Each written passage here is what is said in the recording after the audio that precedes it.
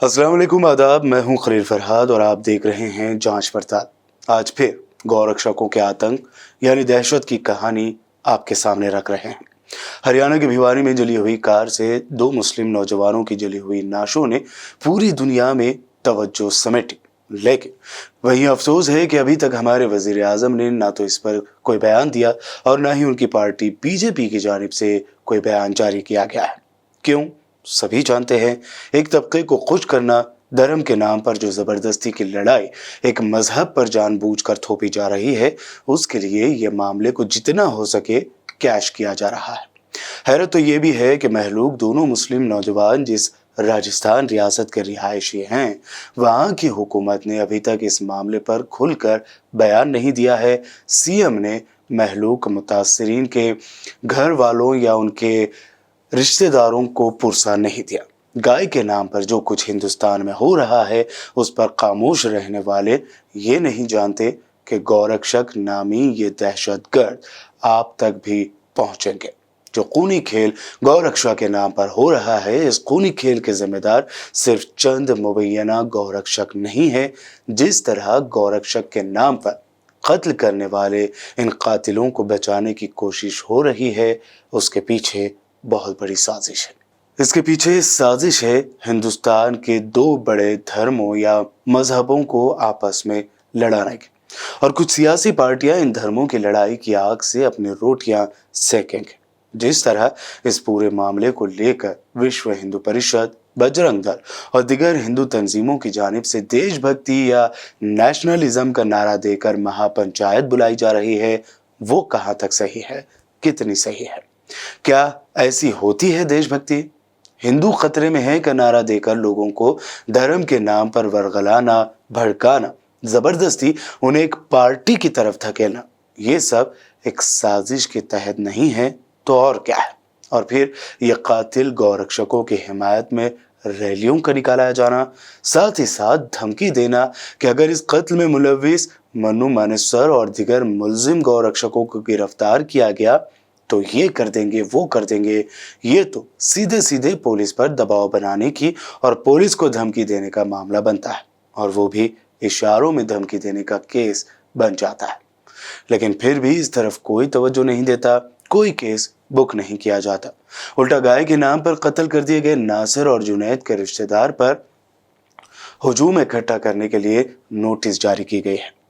एक और अहम बात, तवज्जो दे तो पता चलता है कि इससे किन सियासी पार्टियों और ताकतों को फायदा होता है। ये पार्टियां जात पात या मजहब के नाम पर फायदा उठाने के लिए इस तरह का काम करते हैं, लेकिन इसके साथ ही विश्व हिंदू परिषद के लोग जुड़े हैं और वो इन लोगों को अपना लें, और बजरंग दल जो विश्व हिंदू परिषद की और आरएसएस से जुड़ी तंजीम मानी जाती है, उसके कारकुन ये वहशी गौरक्षक निकले हैं। गौरक्षा के नाम पर ये कातिल हैं, तो फिर वीएचपी, बजरंग दल और आरएसएस के आला ओहदों पर फायज ओहदेदारों पर भी बड़ा सवालिया निशान लगता है कि आखिर वो क्या कर रहे हैं। क्या बजरंग दल को एक कातिलों और गुंडों की तंजीम बनाई जाएगी? इससे क्या किसी मजहब का भला होगा? दूसरी जानिब ऐसे मुलजिमों को बचाने के लिए ग्रुप के ग्रुप और भीड़ इकट्ठी करना, दबाव बनाना और उस पर हेट स्पीच देना, ये भी एक क्राइम है और इसके लिए भी कानून है।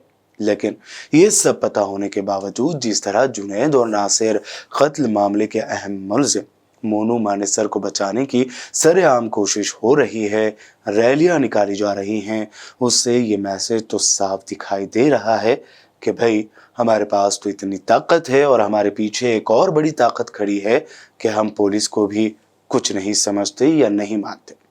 ये ताकत के नशे में खुली धमकी है, लेकिन ऐसे कातिलों के टोले के भरोसे पर सियासी रोटियां सेकने वाले ये नहीं समझते कि जब ये पागल भीड़ का दिमाग पलट जाएगा तो वो फिर ये नहीं देखेगी कि कौन अपना है और कौन पराया। जुनैद नासिर के अहम मुलजिम मोनू मानेसर के हक में कट्टरवादियों की जानिब से निकाली जा रही रैलियां सीधे सीधे पुलिस और इंतजामिया के लिए चैलेंज है। साथ ही लॉ एंड ऑर्डर का भी मजाक उड़ाया जा रहा है।